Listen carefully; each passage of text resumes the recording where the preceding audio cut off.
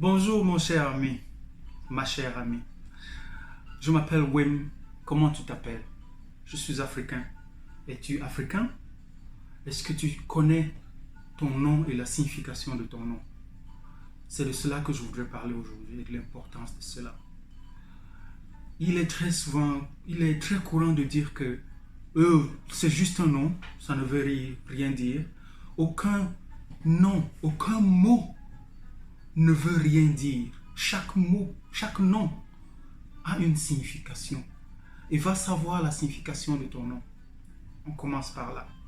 Ton nom signifie quelque chose. Quelque chose que ça signifie, c'est... Je ne vais pas m'attarder sur l'importance de cela maintenant. Je veux juste que tu saches que ton nom, qui est dans la langue de ta famille, est un mot qui signifie quelque chose. Va savoir ce que ça signifie. Est-ce que tu parles ta langue? C'est-à-dire la langue de ton grand-père, de ton arrière-grand-père? Non? Ok. C'est de plus en plus courant aujourd'hui. Je t'encourage à faire un effort de parler ta langue, d'apprendre ta langue. Parce que tu verras, et si tu es dans le domaine de la science, de la connaissance de l'esprit humain, tu auras lu, tu sauras que la façon de penser, la conception de l'esprit, la structure même du cerveau, le cheminement de la pensée dépend de la langue dans laquelle la pensée est faite. C'est-à-dire que nous pensons différemment. De la même façon que le français dit j'ai faim,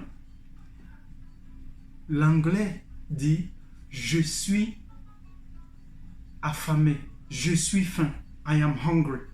J'ai faim et je suis affamé.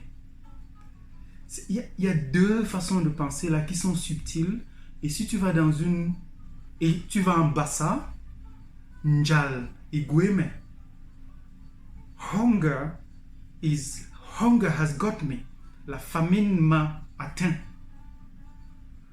Et ma wogenzie en Ewono, je ressens de la famine. Vous voyez comment, pour atteindre un mot, pour atteindre une idée, 4 langues l'ont approché de 4 façons différentes. Voilà, ça dit l'importance de la langue, de ta langue. Parce que tu es né avec un cerveau, avec un esprit qui t'a été transmis par les gènes de tes parents et leurs parents par ceux de leurs parents. Et la façon de penser, la formulation de la pensée vient de tes gènes parce que le cerveau vient de tes gènes et tes gènes sont ont été transmis de génération en génération de tes ancêtres les plus lointains jusqu'à ceux du présent. Donc quand tu parles dans une langue, quand tu parles dans ta langue, dans la langue de tes gènes, tu parles différemment.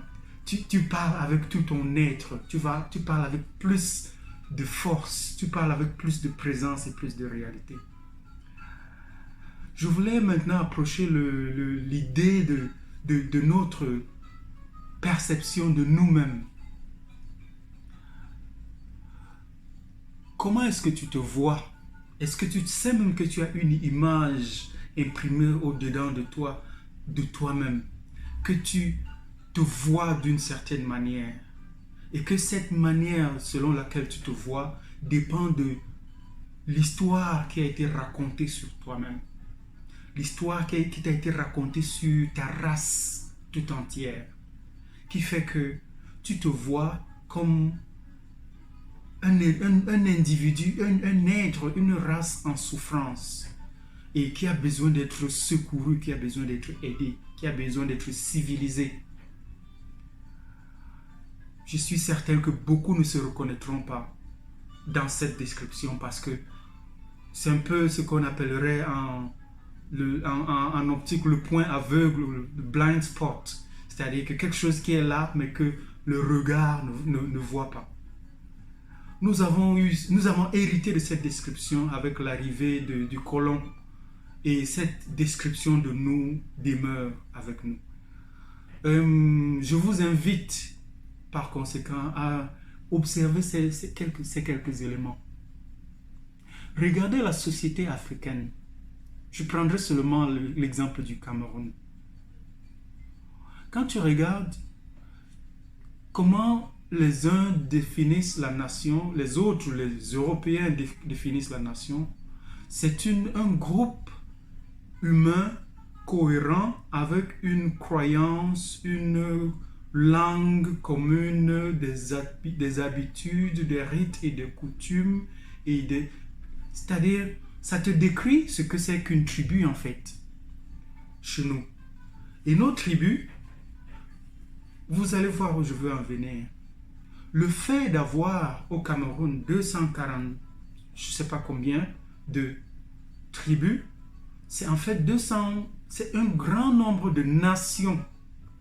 Et que ces nations aient existé depuis de très longues dates, pacifiquement, les unes à côté des autres, que nous ayons autant de langues et de façons de préparer le poisson au Cameroun, pour ne prendre que l'exemple du poisson, ou même de danser, nous avons tellement de diversité. Cette diversité nationale n'est qu'un exemple, n'est qu'un fumet, un soupçon, un truc qui devrait vous faire penser que le principe d'égalité, de liberté, de respect de l'autre, de la différence, les principes que les Européens ont mis sur le piédestal de la civilisation sont des principes qui sont imprimés dans notre être, dans notre façon d'être, dans notre réalité. Si nous n'étions pas respectueux de l'autre, si l'Africain n'était pas respectueux de l'autre, de la différence de l'autre, il y aurait une langue dans la zone qui s'appelle Cameroun maintenant, et il y aurait une langue dans la zone qui s'appelle Nigeria maintenant, parce qu'une tribu, une nation, aurait soumis les autres à force de sauvagerie et de sang, et leur aurait imposé sa façon de faire le poisson, leur aurait imposé sa façon de danser, sa façon de parler et sa façon de faire. Or, qu'est-ce que tu vois en Afrique? Tu vois la liberté. Tu vois le respect de l'autre. Tu vois l'égalité. Tu vois le respect de la nature. Tu vois l'amour de l'étranger. Tu vois la civilisation. Tu vois le respect de la vie. Parce que le peu que je sache de la culture de chez moi, c'est que la mise à mort, la condamnation à mort n'a jamais existé. Quand tu tuais quelqu'un, quand tu commettais un homicide, tu étais banni de la tribu. Tout simplement, je prends juste un petit élément pour vous montrer que, en fait, nous avons été, dupés à une échelle incroyable.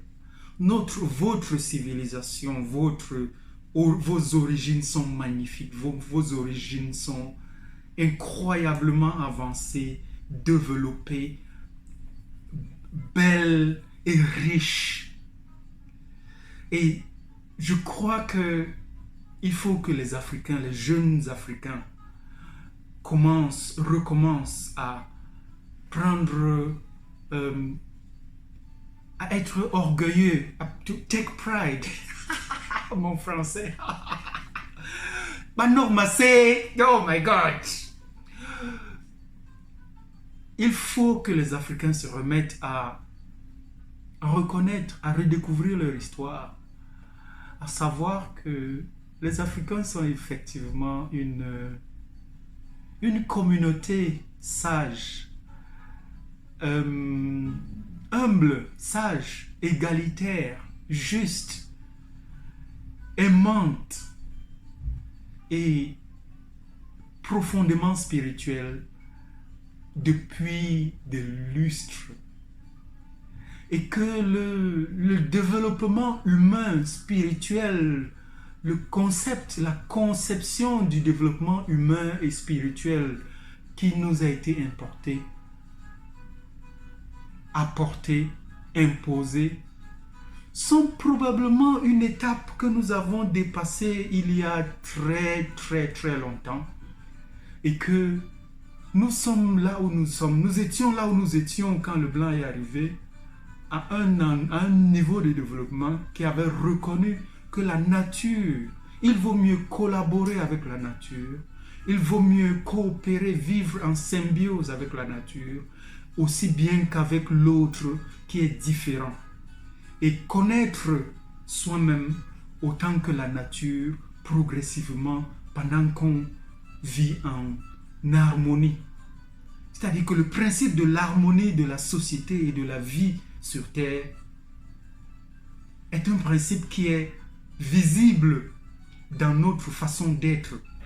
Et c'est comme ça que tu sais qu'une chose a existé depuis longtemps, quand tu peux l'observer visuellement, plutôt que la lire dans des livres et ne pas la voir dans la réalité, comme c'est le cas en Occident. Tu entends parler d'égalité, de démocratie, de liberté, de libre-échange. Et tout ce que tu vois dans la réalité, c'est le contraire.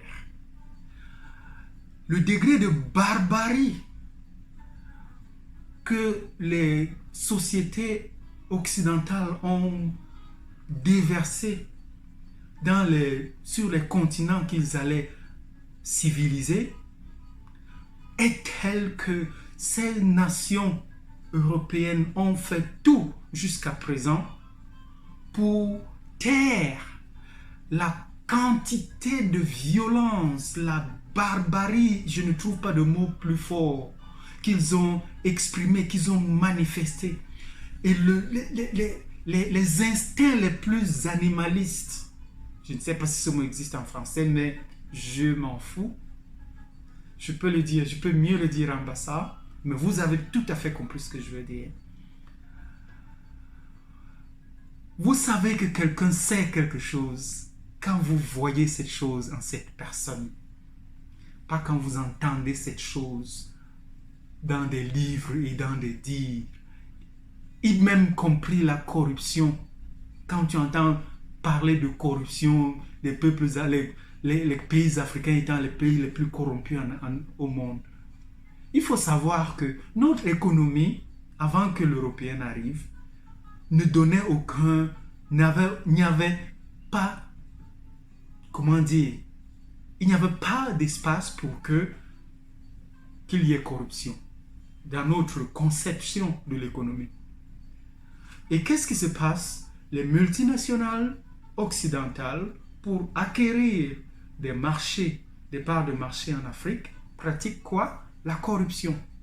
Pendant que, en Occident, la corruption est interdite, est violemment réprimée, mais ces Occidentaux, quand ils vont dans les pays à développer, ils y vont avec un maximum de corruption pour atteindre un maximum d'effets dans ce qu'ils veulent atteindre comme objectif. Ceci était un peu plus long que d'habitude parce que c'est le 18 juin. Ceux qui connaissent un peu d'histoire savent qu'un certain monsieur a fait un discours un certain 18 juin à partir de Londres. Et je voulais, par ironie, faire un discours aujourd'hui, un appel aujourd'hui à mes frères et sœurs. Il y a une chose que je voudrais mentionner, à laquelle je pensais. J'ai beaucoup aimé le retour dans l'environnement visuel du cheveu africain, masculin et féminin ces jours-ci. Ça me fait chaud au cœur que nous soyons de plus en plus fiers et reconnaissants de ce que la nature nous a donné généreusement et que nous n'avons cessé de réprimer depuis des siècles sous les ordres et sous la pression des autres. Je les appelle les autres. Mais voilà, c'est tout ce que je voulais vous dire aujourd'hui. J'espère qu'il y a quelque chose d'utile dans tout ce que j'ai dit. Je n'ai pas fait une liste, je tends à faire mes vidéos de cette manière, de sorte qu'il coule, plutôt qu'il y ait un document quelque part que je regarde et que je récite. Mais je laisse parler le cœur et j'espère que votre cœur entend. Voilà, je vous souhaite un meilleur monde. Je nous souhaite à nous, Africains, un monde meilleur à partir d'aujourd'hui et que vraiment le monde nous appartient depuis de très longue date. Et quand je le dis, je ne dis pas que nous voulons conquérir le monde. Nous avons visité le monde depuis des lustres sans l'avoir jamais soumis ou conquis. Et je voudrais que cela continue. Nous leur apportons du nôtre et nous prenons du leur s'il y a du bon. Mais avec un maximum d'amour et de respect, je vous souhaite une bonne journée. Je vous en prie, partagez cette vidéo, souscrivez à la chaîne et de temps en temps, je vous entretiendrai sur des petits sujets, par-ci, par-là, qui me viennent à l'esprit et que je pense intéressants à partager. Bonne journée à tous.